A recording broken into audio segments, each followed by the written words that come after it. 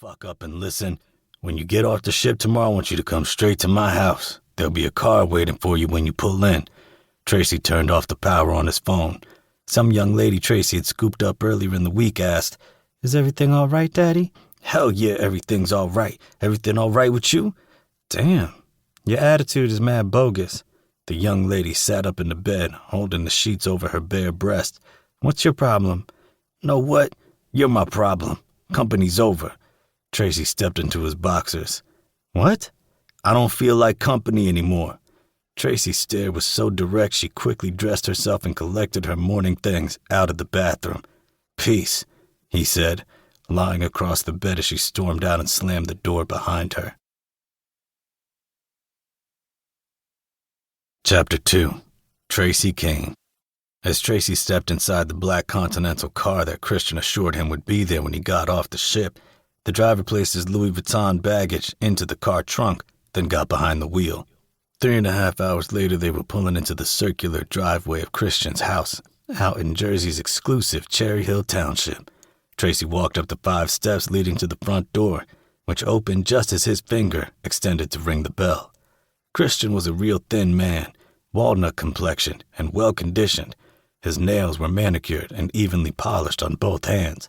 43 and living real comfortably. His name was being worn across the T-shirts of thugs and perfectly handcrafted pairs of silk panties worn by the ladies.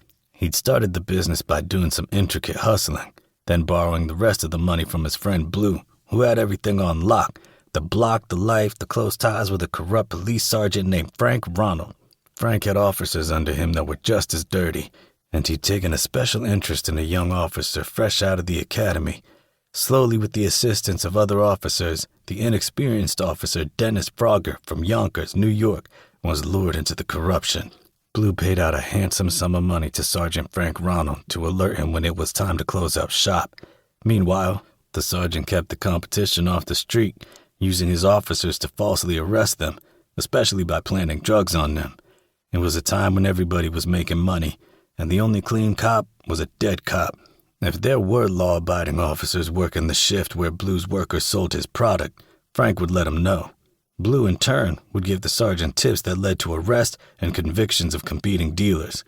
Officer Dennis Frogger quickly became enveloped with the idea of receiving a bonus every day. Sergeant Frank Ronald even had Frogger do a couple of pickups from Blue personally, and that's when he first met Christian. Christian had worked with Blue on several occasions. He'd do a little something here, a little something there, and Blue would serve him a nice payday.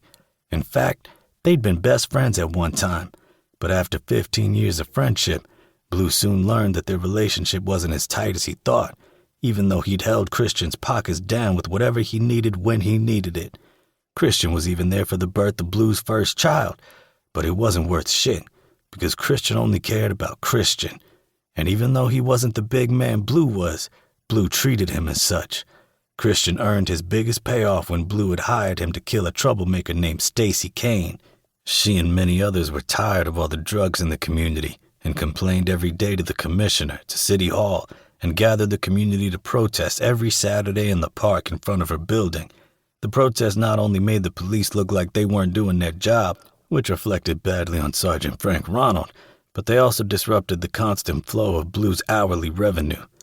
But Tracy Kane had a son to raise, and she wasn't going to let the streets take him away, but the streets took her instead. Christian was arrested shortly thereafter, and it wasn't long before the murder was connected back to Blue. Christian had snitched, and the key to Blue's cell was tossed out into the middle of the Pacific Ocean.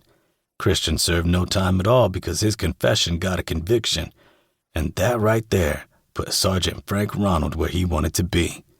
Christian stole whatever monies he and Blue had accrued and disappeared to an undisclosed location where he stayed on the low with his lavish lifestyle. Every once in a while, he would throw Blue's wife and 2 young children, Cedric and Mia, some money, but then he suddenly stopped. When he heard they were dead broke, he laughed.